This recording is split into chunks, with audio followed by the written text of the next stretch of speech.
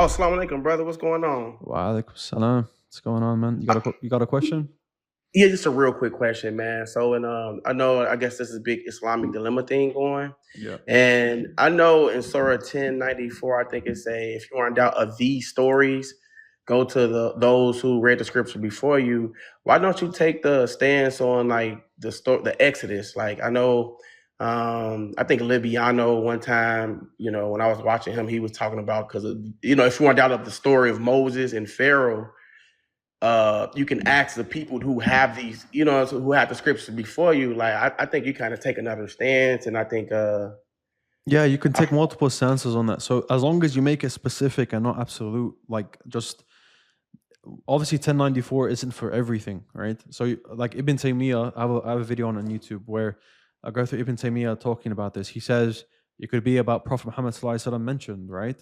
So if you're in doubt about the Prophet's prophethood, you can check the Bible and you'll see him prophesied, right? So that's one way.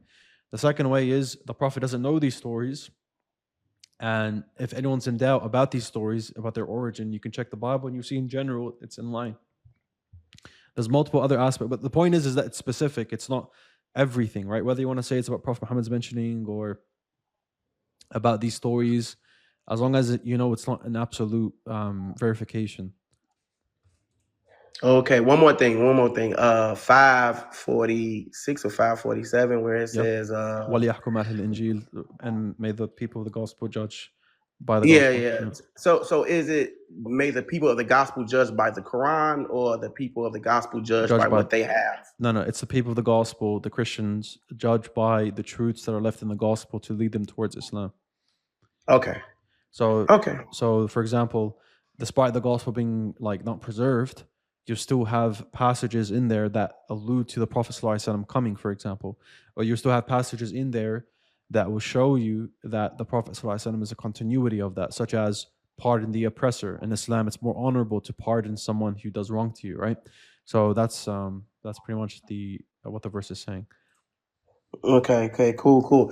The clay bird in the Quran versus, I guess, the infancy gospels. Would Christians say that we are confirming the Gospel of Thomas if the story is if it's confirming, if it's talking about the clay bird, because it's not in the Synoptics or John, right? Yeah, it's not Synoptics or John. It's going to be in the infancy Gospel of Thomas.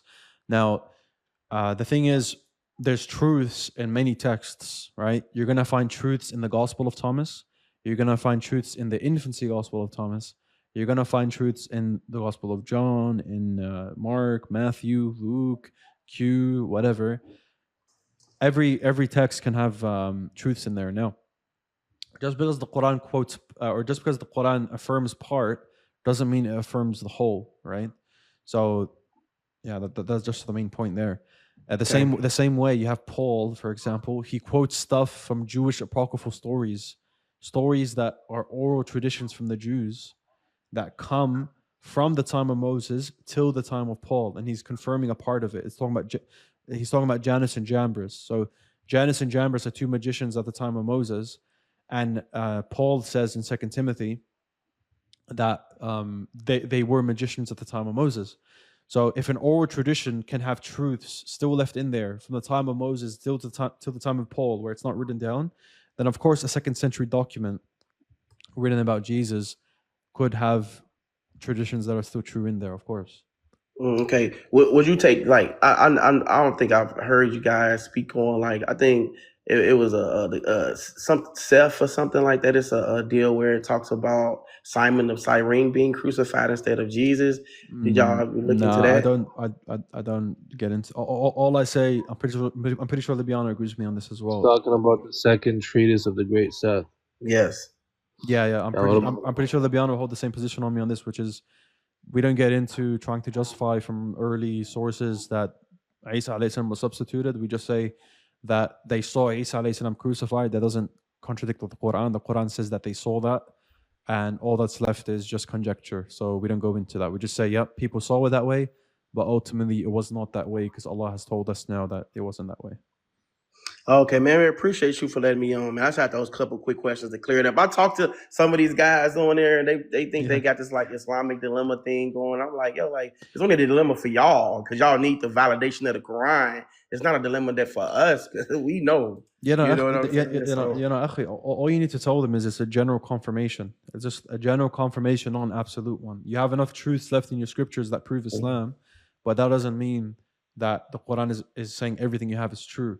And the biggest evidence to show you that whenever the Quran is saying it's confirming what you have, that's not everything that you have, is that the author of the Quran, Allah subhanahu wa ta'ala, or whoever they want to take it to be, he knows the content. Conscious edits. He knows the content of the Torah. And more than that, not just parts of the Torah, he knows themes in the Torah, like prophets committing major sins, and he consciously is editing through them. Moses didn't unalive a man intentionally; it was by accident. Sulaiman alayhi salam, chapter 2, verse 102, he didn't disbelieve. You have Harun alayhi salam; he wasn't the one that made the golden calf; it was a Samari. You have the reason why Musa alayhi salam was to go with Harun alayhi salam in the Quran. The reason is because Musa alayhi salam asked Allah subhanahu wa ta'ala. He made dua to allow Harun accompany him. In the Bible, God gets angry at Moses for being so apprehensive. Then he says, okay, take Aaron with you. But he gets angry at Moses, right? So again and again and again, the Quran is vindicating these prophets, showing that these are like falsehoods. And obviously, to vindicate the prophet, to edit the story, to make it that they are vindicated, you have to first know the story, right? Yeah. Yeah. Okay, so what do they think this is? Like they think Muhammad, peace be upon him, heard this and then got it wrong? Like I don't understand. Yeah, that's all they cope with it. They literally just say, I think he's just what they usually say is whenever you give it to them, they just say, yeah, that's a dilemma. He's contradicting the Bible, even though he's confirming it. But the point is, obviously, if he's confirming it while he's consciously editing it, then the confirming isn't everything, is it? It's generally. It's exactly. Because I mean, I know they hear verses like God created the heavens and the earth in 6 days and doesn't get weary. And say, oh, and if he was around Jews at the time, he would know they go by the Sabbath, right? So why wouldn't I don't understand how they would put two and two together, think that he got that wrong. He's clearly contradicting the previous scripture. Akhi, it's not even just that. Yeah, that is a good example. That's in Surah Qaf, right? And that example is very good because what does it show? It doesn't just say that God doesn't get weary. He says he created the heavens and earth in 6 days and was not touched with fatigue, right? So that's the same. That's the same context where in Exodus, I think it's chapter 31, verse 17, where it says that God created the heavens and earth in 6 days, and He rested and was refreshed, right? Yep. So obviously that's a response to that. But be careful when you bring that up. They're going to try to say that the Quran's misunderstanding the Bible there, but actually they're the ones who are misunderstanding the Bible, not the Quran. Because what you have is, brother, you have two instances of this. You have Genesis, where it says God created the heavens and earth in 6 days and rested. Now, semantically, we don't have a problem with that term where it says God rested, because that just means that could just mean that He stopped. There's no problem in saying that, right? But the problem is in Exodus, where they add the term nafash. Nafash in the Hebrew. He was refreshed. Sorry? He was refreshed? Where he says he was refreshed, yes. In Genesis, it doesn't say refreshed, it just says rested. In Exodus, it says rested and was refreshed. So the Quran doesn't actually get that wrong. So you have to be careful of that. They might, if they know that is a little nuance, they might try to pick up on it and say, oh, well, he doesn't understand what Genesis is saying. But it's actually, no, the Quran does know what it's saying. Okay, that's good to know. That's good to know that extra Exodus part. All right, but that's all I want. That's those last couple questions I wanted to clear. I mean, I appreciate y'all for letting me on, though, man. No problem. Salam. Walaikum salam.